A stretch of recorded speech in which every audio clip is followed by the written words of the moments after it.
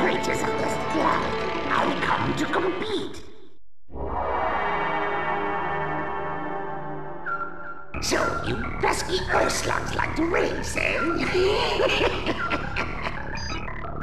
Well, I, Nitrous Oxide, am the fastest racer in the galaxy. I travel the stars looking for creatures to test my skills. It's a little game I call survival of the fastest. Here's the way we play. I challenge the best driver of your world to a race for the planet. If your driver wins, I'll leave your miserable little rock alone. But if I win, I'll turn your entire globe into a concrete parking lot and make you my slaves. Get ready to race for the fate of your planet.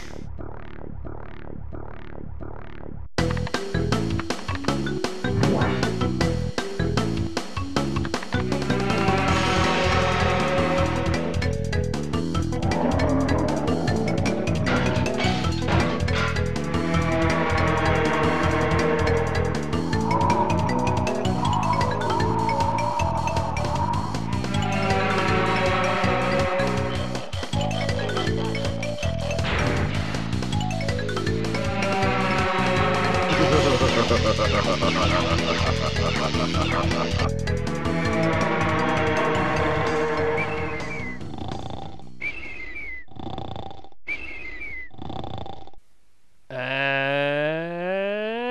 welcome, ladies and gentlemen, to another Let's Play. Yes! From the late 1999 over to what is considered to be my childhood favourite of mine in the Crash Bandicoot series, another Let's Play of the Crash Bandicoot games. And a massive... And a game that's not the last game Naughty Dog did before they moved over to Jak and Daxter. And if anybody knows what game this is, oh yes, you will definitely love to see it to believe it. Wait for this to load. Yeah, let's get on with it. So, ladies and gentlemen, for this next Let's Play, after taking like a week's break after my last LP, which I finished, which was Sonic Adventure, ladies and gentlemen, it is time for some Crash Team Racing. Oh yes, yes, one of my biggest childhood favourites from back in the day of my PlayStation years. Oh yes, those childhood days are all long gone. So for this Let's Play, I'm going to be doing the Adventure Mode. So for the Adventure Mode, we only have all 8 of the characters unlocked from default. Any characters that were unlocked throughout the Adventure Mode are not playable. We can only play as Crash, Cortex, Tiny, Coco, Engine, Dingo Dial, Polar, and Pura. So for this Let's Play, I'm going to play as Cortex because, well, considering that I've already done Crash Bandicoot quite a lot, well, why don't I play as the bad guy this time round? Because, you know what? Cortex is an absolutely brilliant enemy, and considering he was still voiced by Clancy Brown at this time, so if you thought, why not? And when you start off, you get either one of the masks, Aku Aku or Uka Ukas, that actually give you hits. Welcome to the adventure arena. You can travel around this area and practice your driving skills. The dots and stars. Their mouth movements are so awkward. Warp paths, which lead to races.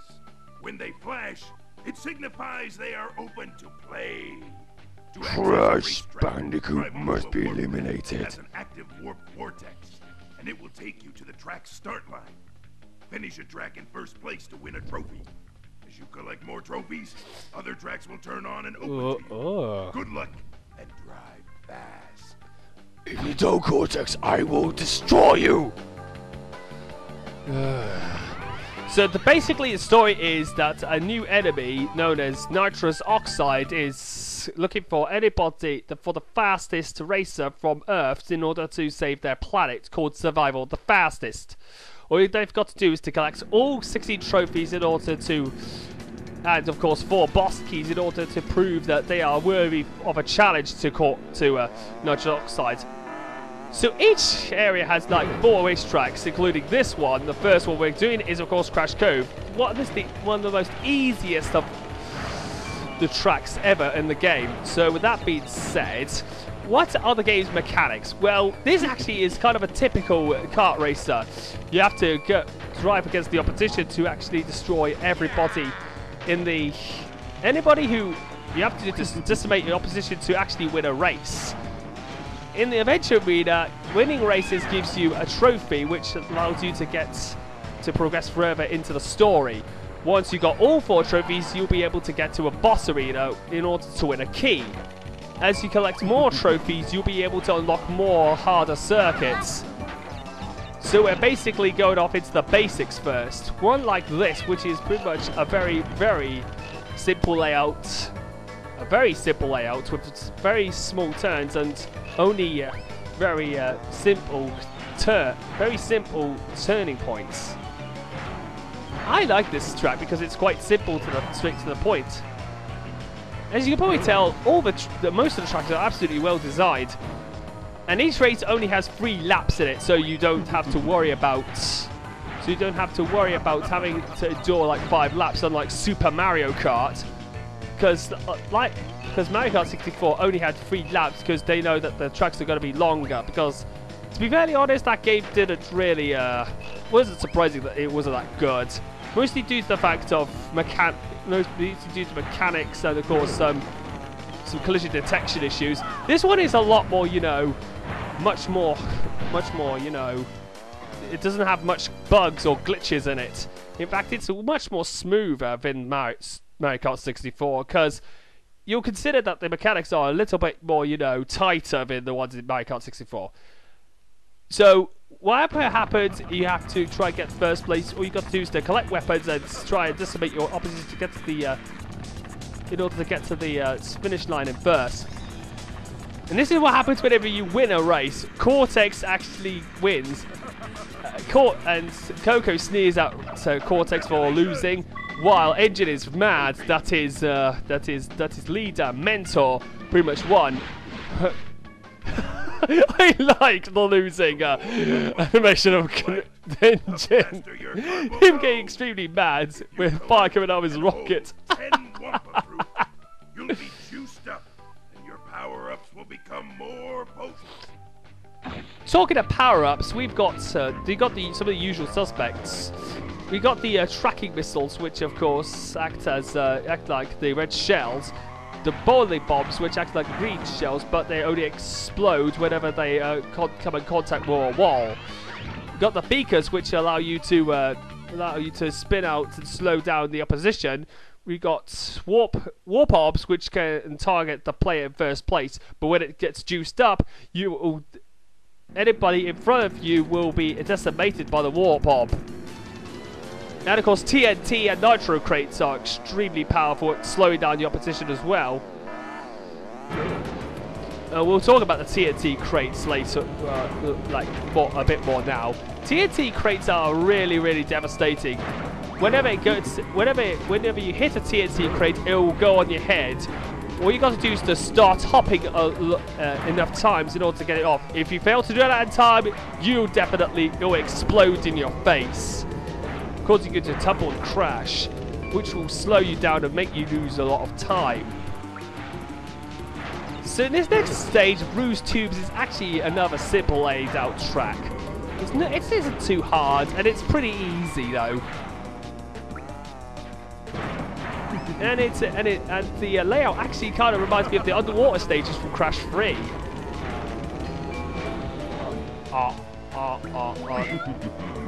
The only reason of the TNT crates are much more, you know, doesn't have the countdown unlike in the platforming Crash Bandicoot games. Only except it signifies that the noise actually signifies that whenever it goes faster, it's about to explode. So try and react as much as you can when it goes onto your head. Other power-ups include turbos, which allows you to get a good boost.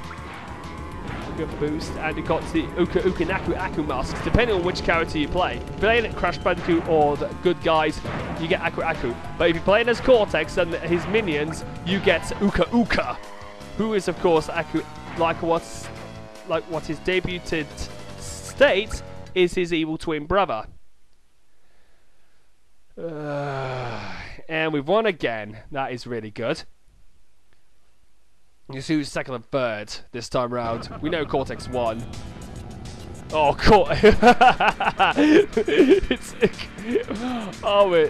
oh my god, Zenjin still was mad. And of course, Dingo Dial, when he loses, actually is in dismay. This is what Cortex does. Whenever he wins, he laughs, and he actually dances and rubs it into his opposition's face. When you get a TNT crate on your Oh, here we go. start hopping immediately. You react fast and hop enough times. The TNT crate will fall off your head before it explodes. That's what I mean. If you actually try and jump enough times, that means the TNT will fall off your head, and you'll be able to get rid of it before it actually explodes. But if you don't, well, welcome to Explosion City.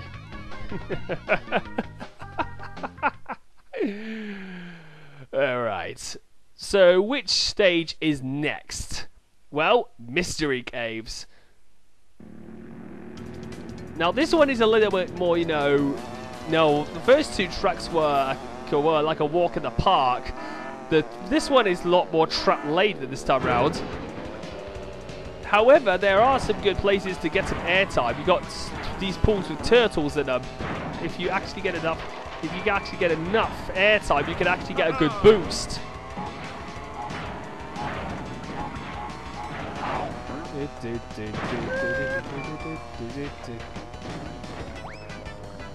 Okay, let's try and destroy everything. And you got this cave with fire, but you got this lava cave. So what happens? There are places to fall off, but these fireballs are the real danger. If you get hit by it, you'll burn and spin out. So try and avoid those as much as you can. You know what? Let's be a total asshole to the AI and just drop a nitro crate onto them. I don't know why they decided to. Oh, that was my intended target, Crash. Because you know what? I never ever liked that Bandicoot anyway. He's been a naughty boy. He made me lose all the crystals. I want the crystals back.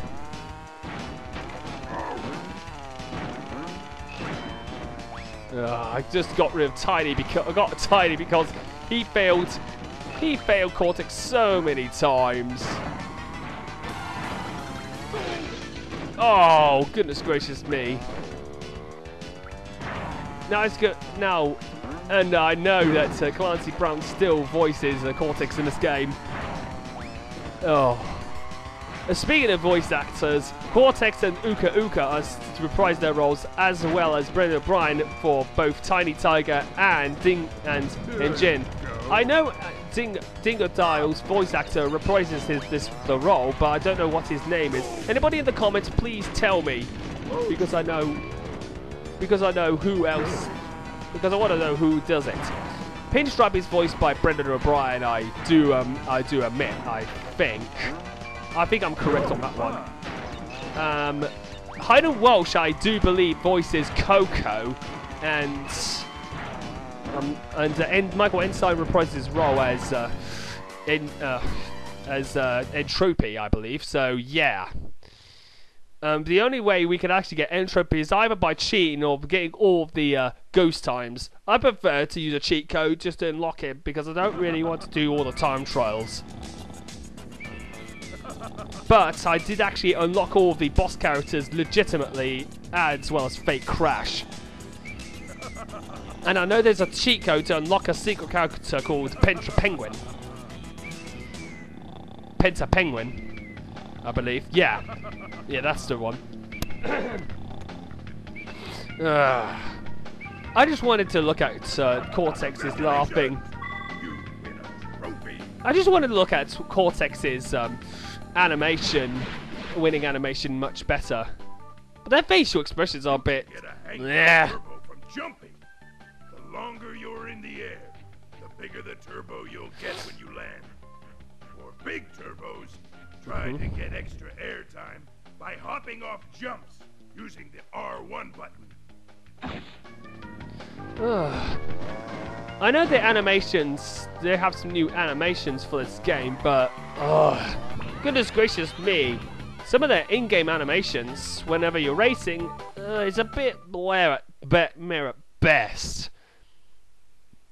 I don't know what it is. I think their graphics are a bit, maybe that they did, and the lack of facial expressions or character animations on the cards, just actually maybe you wonder why the animation is a bit lackluster in this game. Well, apart from cutscenes though. Especially where, but only except when they're jumping. But animation, the graphics don't even matter. As long as the game is fun, that's the main thing. Because I actually found this game to be absolute fun. A lot of fun. And as this is probably the last notable Crash Bandicoot game ever created, the last one to be made by Naughty Dog before they moved on to Jack and Daxter for the PlayStation 2. Well, I believe that was... This is definitely one to remember, because just to remember how Crash Bandicoot fared over the last 4 years. Over the 4 years of his absolute tremendous PlayStation career. Then I believe it tanked. I believe it declined and tanked by the time Crash Bash came out. But I will admit I didn't really find Wrath of Cortex to be that bad. I just didn't like Crash Bash as much as Crash Team Racing. Mostly because the AI absolutely cheated out of any, just beyond my belief. And not only that, but I just didn't think the game was as fun or memorable as this one. Mostly because you have to unlock everything from the adventure mode, and having to do that because of absolutely difficult AI spikes just makes me feel, this just makes me want to scratch my head.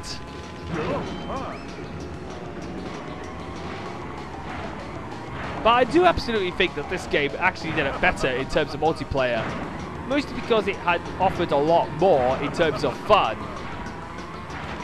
Swiss Speedway has got some traps, but it has a lot of jumps where you can get some good airtime.